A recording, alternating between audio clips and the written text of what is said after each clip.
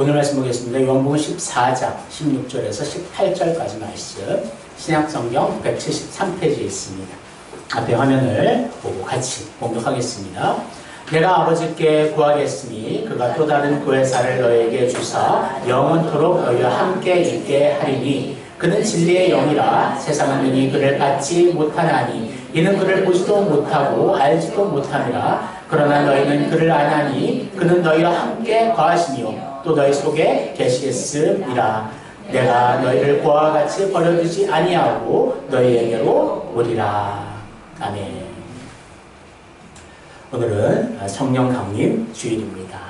예수님 부활하시고 이제 50일째 되는 날이고요. 주님께서 약속하신 성령님이 마가의 다락방에 예수님의 제자들에게 임하는 놀라운 역사적인 그런 날이 바로 성령 강림 주일입니다. 오늘 그런 의미를 가지고 함께 인사했으면 좋겠습니다. 성령님은 당신 안에서 역사하십니다. 성령님은 자녀 안에서 역사하십니다. 그래서 성령 강림 주일, 성령 강림의 역사는 아주 특별한 역사였습니다. 그래서 하나님의 주시는 정말 그 은혜를 사모하며 예수님의 약속을 기다리며 성령을 위해 간구하고 있을 때 성령님의 역사가 나타나게 되었음을 보게 됩니다. 그래서 오늘은 그 역사가 어떻게 나타났으며 그 역사가 분명한 특별한 역사이지만 그 성령의 사역이 이제부터 우리 안에서 내적으로도 또 교회 안에서 어떻게 놀랍게 이루어지고 있는지 함께 살펴보는 시간 되기를 원합니다. 예수님께서는 약속하셨습니다. 그래서 오늘 이 말씀이 또 다른 보혜사 바로 성령을 너에게 주겠다. 예수님은 하늘로 승천하시지만 성령이 예수 그리스도의 정말 그 역사를 계속해서 마음속에 일어나게 하시고 성령님께서 주도하여서 우리가 어디에 있든지 무엇을 하든지 함께 하시겠다 약속하고 있는 내용입니다. 그래서 예수님은 그리고 승천을 하셨고 그리고 10일 후에 성령의 역사가 이제 마가의 다락방에 일어나게 됩니다. 한번 같이 사도행전 1장 4절의 말씀 같이 읽겠습니다. 사도와 함께 모이사 그들에게 분부하여 이르시되 예루살렘을 떠나지 말고 내게서 들은 바 아버지께서 약속하신 것을 기다리라. 아멘. 예수님께서는 분명히 말씀하셨습니다. 예루살렘을 떠나지 말고 아버지 약속하신 성령을 기다리라. 그래서 이 제자들은 그대로 순종하고 있습니다. 예루살렘 안에서 하나님의 약속을 기다리고 있었고, 하지만 그들의 현실은 너무나 두렵고 떨리는 현실이었어요. 그 밖에서는 믿는 자들, 예수님의 제자들을 잡아서 죽이려 하는 그러한 움직임들이 너무나 활발했었고, 그래서 어떻게 보면 숨어있는 그들의 모습이라고 생각하지만 그럼에도 불구하고 그들은 주님의 성령을 기다리고 있었다는 것이지요. 여러분 잘 아는 말씀은 여러분 주님 말씀하시고 나서 이제 8절에 계속해서 말씀하고 계십니다. 같이 읽겠습니다.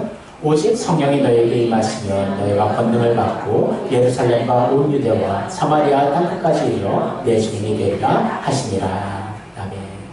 두렵고 떨림 가운데 있었던 제자들이지만 예수님의 약속을 철저하게 믿고 있었습니다. 성령님 보내주시면 성령님께서 권능을 주시는데 그 예루살렘뿐만 아니라 유대와 사마리아와 땅끝까지 복음을 전하는 참된 주님의 증인되리라. 그 약속을 그 제자들은 철저히 믿고 있었던 것이지요.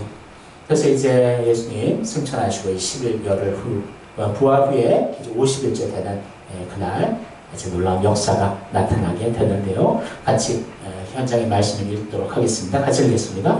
후련의 하늘로부터 급하고 강한 바람 같은 소리가 있어 그들이 앉은 온 집에 가득하며 마치 불의 혀처럼 갈라지는 것들이 그들에게 보여 각 사람 위에 하나씩 임하여 있더니. 아멘. 갑자기 이상한 급한 강한 바람 소리 같은 것이 들리기 시작하였고 혀와 같은 불이 온 사람 위에 임하게 되었다고 말씀하고 있습니다. 그래서 그 안에 놀라운 성령의 역사가 나타나게 된 것이지요. 그러면서 4절 말씀 같이 읽겠습니다. 그들이 다 성령의 충만함을 받고 성령이 말하게 하심을 따라 다른 언어들로 말하기를 시작하니라. 아멘. 사실 예수님의 제자들은 학력으로 따지면 아주 짧은 학력을 가지고 있었습니다. 거의 대부분 많은 사람들이 어부였었고, 그래서 뭐 다른 언어를 뭐 배울 수 있는 그러한 기회들도 없었죠. 하지만 성령의 역사가 나타나니까 다른 언어들로 그들이 말하기 시작하였고, 그래서 그것은 그냥 대화가 아니었겠죠. 복음을 전할 때 그 복음이 다른 나라의 그 언어로서 사람들에게 들리게 되었음을 보게 됩니다. 그래서 그 당시에 이제 많은 사람들이 이제 모였었는데, 여러 지역의 다른 언어의 나라의 사람들이 깜짝 놀라게 된 거예요. 복음을 전하는데 그 복음이 다 귀에 이해가 되고 들어오게 되었다는 거죠.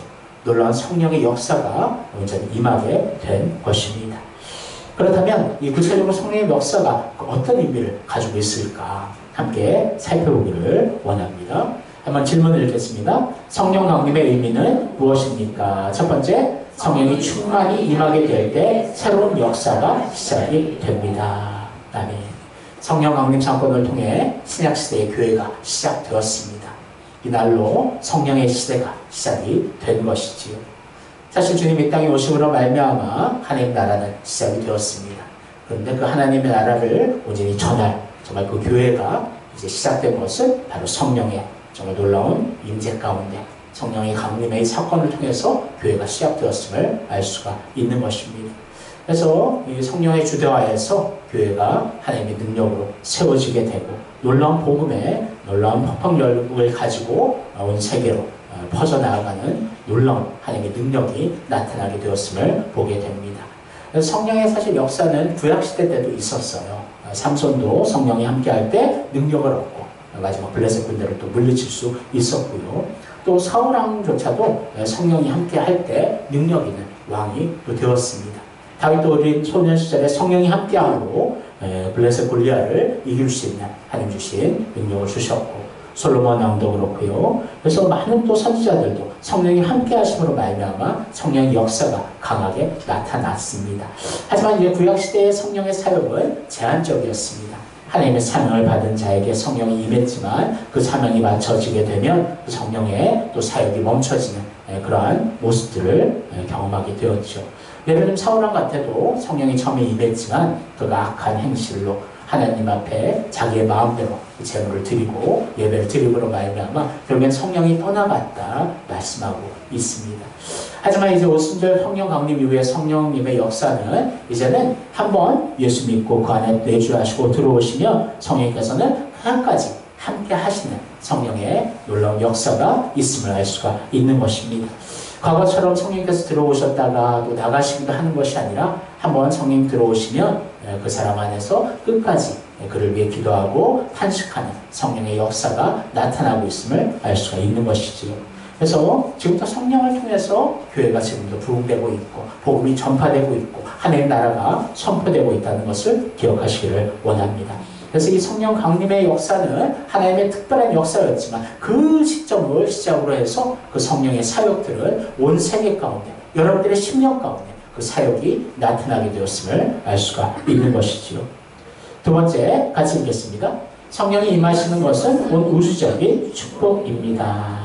말씀을 읽을게요. 그 후에 내가 내 영을 만민에게 부어주리니 너희 자녀들이 장래일을 말할 것이며 너희 늙은 애는 꿈을 꾸며 너희 젊은 애는 이상을 볼 것이며. 이어 읽겠습니다. 베드로가 이르되 너희가 회개하여 각각 예수 그리스도의 이름으로 세례를 받고 죄 사함을 받으라. 그리하면 성령의 선물을 받으리니 이 약속은 너희와 너희 자녀와 모든 먼데 사람 곧 우리 주 우리 하나님이 얼마든지 부르시는 자들에게 하신 것이라 하고.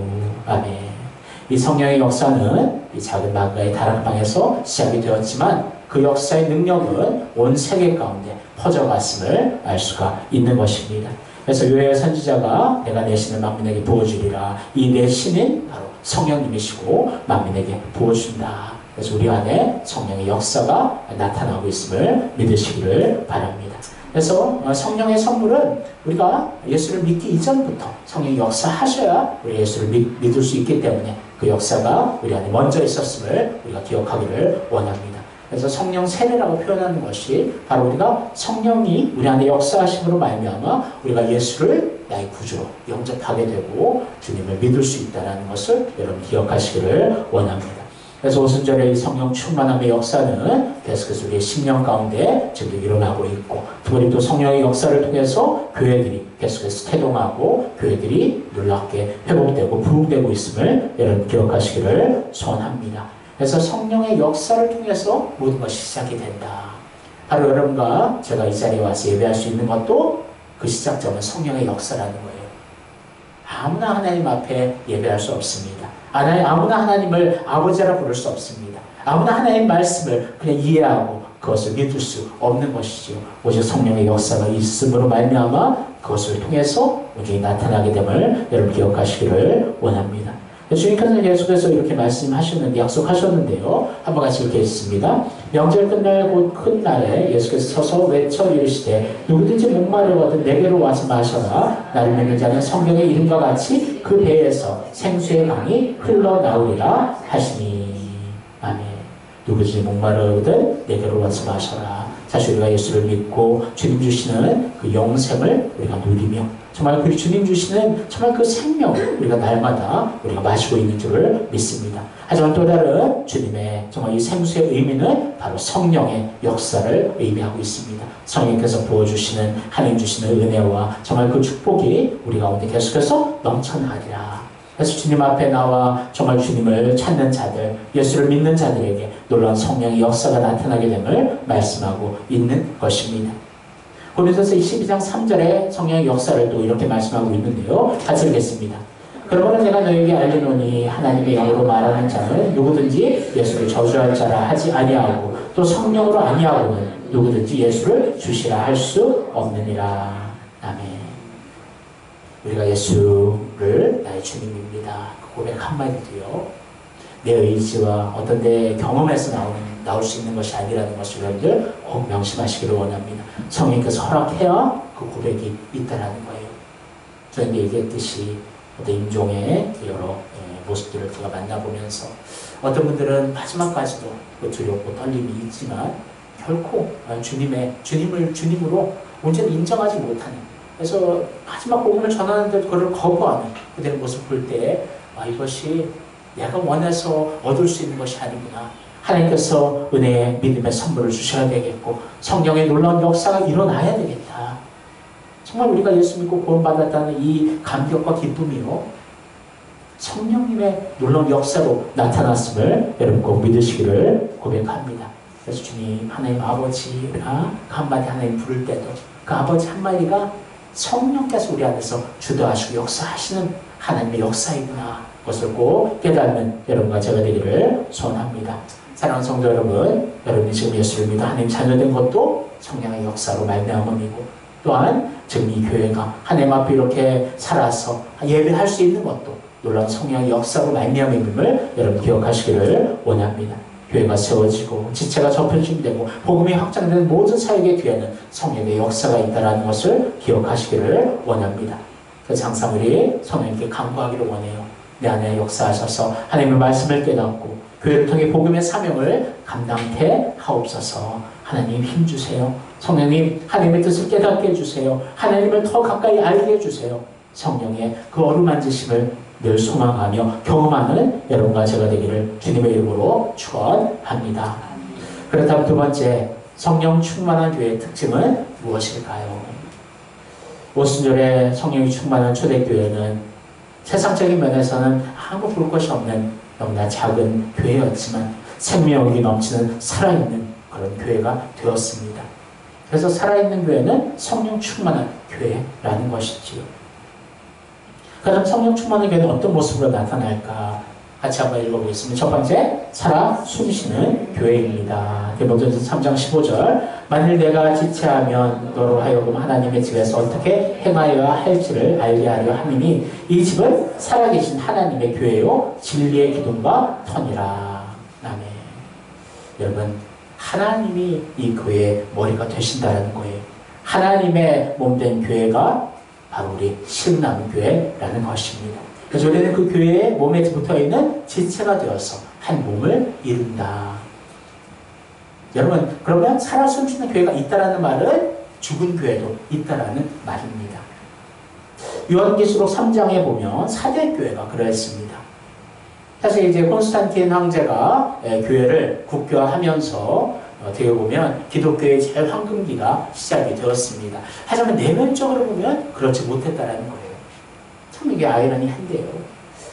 그래서 이 콘스탄틴 황제가 이제 교회를 이 공식 국교로 인정을 하게 되니까 이제 교회가 이제 어떤 방향이냐면 하나님을 의지하는 그런 마음, 그런 집중이 자꾸 콘스탄틴 황제와 그런 로마의 그런 왕에게 집중되어지는 것을 이제 보게 되는 것이죠.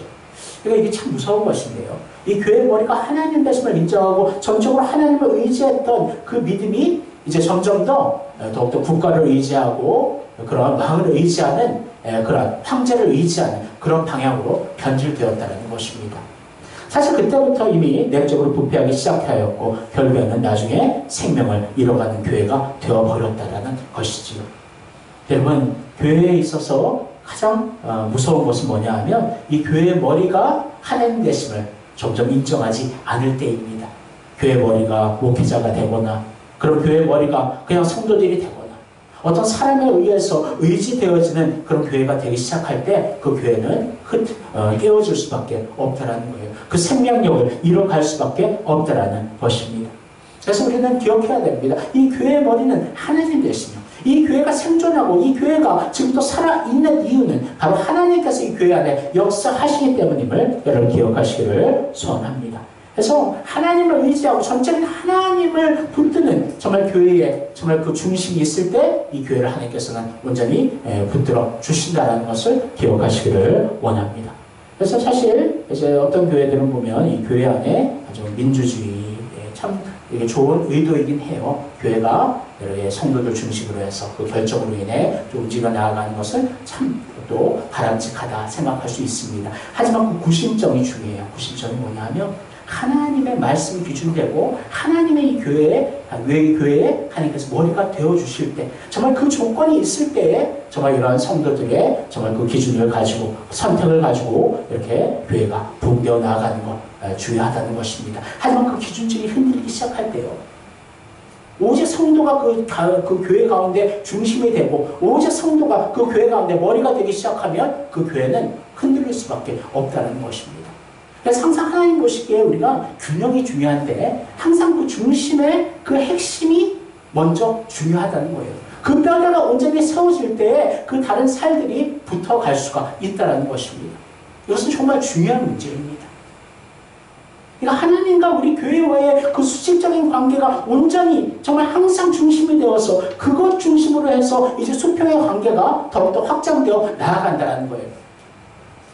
만약 수평의 관계만 더욱더 확장되고 그것만 집중되게 된다면 수직의 그 관계가 흐트러질 수밖에 없고 나약해질 수밖에 없다는 거죠. 그래서 교회들은 언제나 하나님과 이 교회와의 관계, 이 교회에 주신 하나님의 본질적인 사명이 무엇이냐? 복음을 전하고 영혼을 살리고 하나님 나라를 확장하는 그 사명이 이 교회 안의 본질적인 사명임을 늘 강조하고 또 강조해야 된다는 것을 여러분 기억하시기를 원합니다. 그리고 또 한 가지 반대편. 목회자가 또 이 교회의 모든 것을 좌지우지하고 중심이 되어서는 이 교회는 결국엔 깨어질 수밖에 없다는 거죠. 여러분들 목회자를 위해 기도해야 됩니다.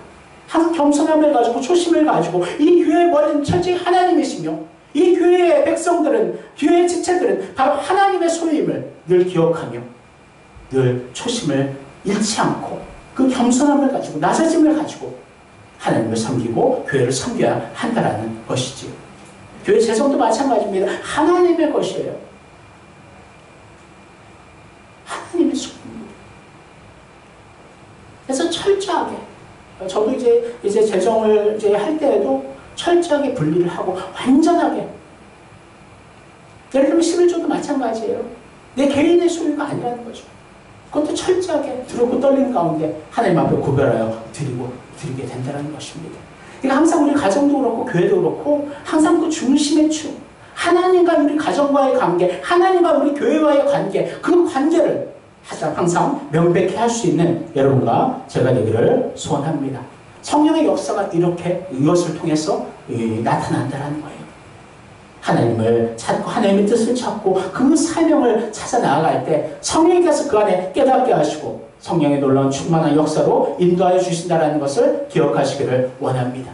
그래서 교회가 살아 숨쉰다는 것이 무엇인가요? 바로 하나님의 머리 되시고 하나님의 주시는 그 복음의 사명, 예배의 사명을 온전히 우리가 힘을 다해 한마음 한뜻 되어서 감당해 나아갈 때 하나님께서 이 교회를 더욱더 하나님의 놀라운 생명의 교회로 회복하고 부흥시켜 주실 줄을 믿습니다. 사랑하는 성도 여러분, 우리 교회는 하나님께서 함께 하시는 살아 숨쉬는 교회인 줄 믿습니다. 다른 것을 의지하지 않고 오직 하나님의 손길과 그리스도의 보혈과 성령의 역사를 의지함으로 살아 숨쉬는 교회 되기를 주님의 이름으로 축원합니다. 두 번째, 같이 읽겠습니다. 서로 사랑하는 교회입니다. 말씀을 세 구절 같이 읽겠습니다. 새 계명을 너희에게 주노니 서로 사랑하라. 내가 너희를 사랑한 것 같이 너희도 서로 사랑하라. 사랑하는 자들아, 하나님이 이같이 우리를 사랑하셨은즉 우리도 서로 사랑하는 것이 마땅하도다. 무엇보다도 뜨겁게 서로 사랑할지니 사랑은 허다한 죄를 덮느니라. 아멘. 교회는 첫 번째, 하나님이 머리 되고 하나님의 뜻을 온전히 이루어가는 교회. 두 번째는 하나님의 사랑을 온전히 충분히 받고 그 사랑을 함께 나눌 수 있는 그런 교회가 성령 충만한 교회인 줄 믿습니다. 예수님의 제자들도 사실 처음에 두려움이 있었죠. 하지만 성령의 역사하심을 경험하면서 그들 안에는 참된 기쁨이 있었고 또 주님 안에서 서로 끈끈한 주님의 놀라운 사랑이 그들을 하나로 묶고 있었음을 보게 됩니다. 그래서 우리 아들이 별명을 붙을 정도로 정말 좀 강박한 그런 또 모습에 요한은 이렇게 이야기합니다. 앞에 읽었죠? 요한에서 4장 11절 다시 한번 읽어보겠습니다. 사랑하는 자들아, 하나님이 같이 우리를 사랑하셨은즉 우리도 서로 사랑하는 것이 마땅하도다. 아멘. 사실 사도 바울도 강박한 마음을 가진 자였습니다. 예수 믿는 자들을 어떻게 하면 가둘 수 있을까? 스데반이 죽어가는 모습을 보면서도 그것을 당연한 것으로 여겼던 그러한 피도 눈물도 없는 그러한 사람이 바로 사울이었죠. 하지만 예수님을 만나고 나서 바울의 이름을 가지고 살아가면서 완전한 사랑의 사람으로 변화되었습니다. 그래서 얼마나 그 복음을 전하기 위해서 그 상대방을 사랑했냐 하면 자기의 자유가 있고 자기의 권위가 있고 로마 시민권자였기 때문에 어디나 갈 수 있고 모든 자유를 누릴 수 있었지만 그 자유를 일부러 제한하였고 그 연약한 자에게 모든 자기의 관점과 초점을 맞추고 있는 사도 바울의 모습을 보게 됩니다. 그래서 서로 사랑하는 그 사랑이 우리 교회 안에 넘칠 때 그 사랑의 능력으로 우리가 더욱더 하나님의 큰 사명을 감당할 수 있는 줄을 믿습니다. 사실 예수님 자신이 우리를 위해 모든 물과 피를 부어주시고 우리를 죽기까지 우리를 사랑하신 그 사랑의 모범을 보여주셨고요. 우리 하나님 아버지께서는 예수님을 이 땅에 보내주심으로 우리를 향한 하나님의 사랑을 온전히 보여주셨습니다. 지금도 우리 안에 성령님께서는 우리가 죄 가운데 있을 그때에도 말할 수 없는 탄식으로 우리 위해 기도하고 계시고 지금도 우리를 사랑하시는 성령의 역사가 있음을 기억하시기를 원합니다. 사랑하는 성도 여러분, 우리 교회도 주님의 사랑이 넘치고 넘치는 교회 되기를 소원합니다. 그래서 너무나 풍성해서 넘쳐 흐르는 교회, 그 사랑을 정말 이 지역에도 온전히 전할 수 있고 정말 우리 가정마다 그 사랑이 폭포수같이 흘러넘치는 그런 교회, 그런 지체 되기를 주님의 이름으로 소원합니다. 세 번째, 같이 읽겠습니다. 사람들이 두려워하는 교회입니다. 사도행전 4장 19절 베드로와 요한이 대답하여 이르되 하나님 앞에서 너희의 말을 듣는 것이 하나님의 말씀을 듣는 것보다 옳은가 판단하라. 아멘. 원래 베드로는 어떤 사람이었습니까? 말뿐인 사람이었죠. 그리고 예수님을 3번 부인한 그날 보면요, 작은 여종의 그 말 한마디에 예수님을 저주까지 한 정말 두렵고 겁이 많은 사람이었습니다. 하지만 성령의 놀라운 역사를 경험하면서 베드로는 변화되었습니다. 그래서 베드로가 하는 말씀이에요. 사람들이 지금 어떻게 보면 예루살렘 공회가 계속해서 베드로와 요한을 주목하고 그들을 잡으려고 혈안이 되어 있었던 상황 속에서 베드로는 성령 충만한 마음을 가지고 이렇게 말씀하는 거예요. 하나님 앞에서 너희 말을 듣는 것이 하나님의 말씀 듣는 것보다 옳은가 판단하라. 우리가 보고 들은 것을 말하지 않을 수가 없다. 그렇게 이야기하고 있는 것입니다. 베드로의 이 담대한 고백은 베드로 스스로의 생각에서 나오는 것이 아니라 바로 성령의 역사 속에서 이 고백이 나타났음을 여러분 기억하시기를 원합니다. 그래서 우리가 뭐 작고 힘이 없고 할 수 있는 것이 적다 해서 그것이 힘이 없는 교회, 작은 교회, 연약한 교회가 아니라는 거예요. 작지만 하나님 주신 그 담대한 믿음을 가지고 복음의 능력을 가지고 이 세상에 두려움 없이 나아갈 때 이 세상이 두려워 떠는 그런 교회가 될 줄을 믿습니다. 교회 생명이 바로 여기에 있다는 거예요. 사실 지금 우리의 많은 교회들이 그 생명력, 바로 이 세상이 두려워하고 세상이 정말 우러러보는 그런 교회의 모습들이 많이 지금 깨어지고 있음을 알 수가 있습니다. 하지만 그렇다고 해서 교회가 그렇게 무너질 것인가? 그렇지 않다는 거예요. 교회는 성령님의 역사하심으로 나타나는 것이고 성령이 역사하실 때 교회가 다시 회복하고 놀라운 부흥의 역사로 나타나게 될 줄을 믿습니다. 그래서 교회가 있는 그곳은 그 교회가 업신여겨서는 안 돼요. 업신당함을 받아서는 안 돼요. 이 교회가 그곳에 놀라운 영향력을 가지고 그곳을 변화시키고 하나님 나라를 그곳에 온전히 심어 나아가는 그런 힘있는 교회 되어야 될 줄을 믿습니다. 사랑하는 성도 여러분, 우리 교회도 이 세상이 두려워하는 교회, 하나님의 복음의 능력으로 정말 주님 앞에 담대하게 나아가며 선교의 사명, 복음 전도의 사명을 힘있게 감당하고 사탄이 벌벌 두려워 떠는 그런 교회 되기를 주님의 이름으로 축원합니다. 마지막 네 번째 같이 읽겠습니다. 구원받는 사람이 더하는 교회입니다. 2장 47절입니다. 하나님을 찬미하며 또 온 백성에게 칭송을 받으니 주께서 구원받는 사람을 날마다 더하게 하시니라. 아멘. 하나님을 찬미하며 온 백성에게 칭송을 받으며 결국에는 주께서 구원받는 사람을 날마다 더하게 하시는 놀라운 부흥의 역사가 나타나게 되었다라는 것을 말씀하고 있습니다. 사실 우리 이 지역은 어린이들이 많은 정말 젊은 지역을 할 수 있죠. 그래서 정말 많은 어린이들이 있습니다. 그 어린이들에게 복음을 전하고 그래서 예수 믿지 않는 아이들이 예수를 믿게 되고 놀라운 그 사역이 우리 교회를 통해서 계속해서 이루어지기를 소원합니다. 지금은 이제 잘 안 나오고 있는 친구들이지만 그래도 여름 성경학교 때 나와서 복음을 듣고 그 미국 안에 예수 그리스도가 채워질 줄을 믿습니다. 그래서 그렇게 복음의 사역들을 감당해 나아가는 그 교회가 바로 살아있는 교회고 성령 충만한 교회인 줄을 믿습니다. 또한 우리가 복음을 전하고 정말 우리가 정말 일주일에 한 번이지만 이제 전도를 할 때에도 그것이 어떤 변화가 없는 것 같고 열매가 없는 것 같지만 그 씨앗으로 말미암아 지금 하나님의 복음은 이제 지금 확장되고 있는 줄을 믿습니다. 그래서 참 제가 이렇게 계속 6년 동안 경험해 본 것은 뭐냐면요, 이곳에 이렇게 씨앗을 뿌리고 심었는데요, 이곳에서 열매 맺게 하시는 것이 아니더라고요. 열심히 이곳에 심었지만 다른 곳을 통해서 하나님 물론 열매들이 또 맺어지게 하시는 하나님의 역사가 나타남을 여러분 기억하시기를 원합니다. 그래서 그 스피드가 좀 이렇게 느리고 더딜 수 있지만 하나님께서는 한 영혼 한 영혼을 천하보다 귀하게 여기시기 때문에 한 영혼이 예수를 믿고 구원받는 놀라운 그 역사가 천국에서는 아름다운 잔치가 되는 줄을 믿습니다. 그래서 우리 또한 정말 그 초심을 잃지 않기를 원하고요. 한 영혼 한 영혼에게 복음을 전하며 정말 그 영혼이 예수를 믿고 구주로 영접함으로 하나님의 자녀되는 놀라운 구원의 역사를 늘 경험하는 우리 교회 되기를 주님의 이름으로 축원합니다. 여러분 한번 정리해 보겠습니다. 성령 충만한 교회의 특징 4가지 같이 한번 읽겠습니다. 첫 번째, 살아 숨쉬는 교회입니다. 두 번째, 서로 사랑하는 교회입니다. 세 번째, 사람들이 두려워하는 교회입니다. 네 번째, 구원받는 사람이 더하는 교회입니다. 사랑하는 성도 여러분, 우리 교회가 이런 교회 되기를 원합니다.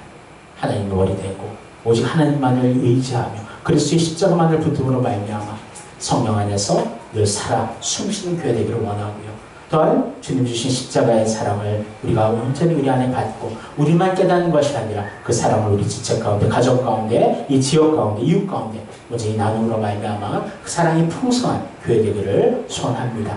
또한 이 지역 가운데 하나님의 놀라운 말씀의 능력으로 온전히 더욱더 세워지는 교회 되게 되어서 사람들이 두려워하는, 사탄이 두려워하는, 세상이 두려워하는 그런 교회 되기를 소원하고요. 마지막, 날마다 구원받는 백성들이 더해지며 하나님 나라가 확장되며 그리스도의 빛이 더욱더 이 어둠 가운데 밝게 비출 수 있는 그 사명을 감당하는 교회 되어서 하나님의 영광을 나타내며 또한 우리 교회가 복을 받을 때 우리 교회 지체들 또한 하나님의 축복으로 오직 하나님 앞에 영광 돌리게 될 줄을 믿습니다.